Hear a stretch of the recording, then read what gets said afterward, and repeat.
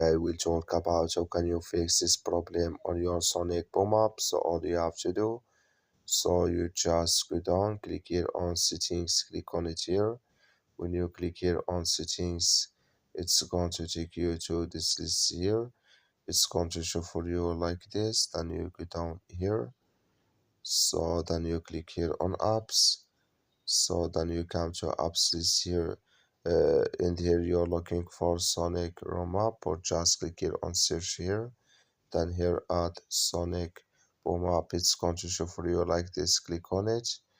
So then it's going to take you to this list here. Click on force stop. Then you click on OK. Then you go down, just click here on storage. Come to storage list here, just click here on clear cache. Then all you have to do, so you just restart your phone, install it again, then it's going to work with you. That's all you have to do. Thank you for watching. Don't forget to support us by like and subscribe.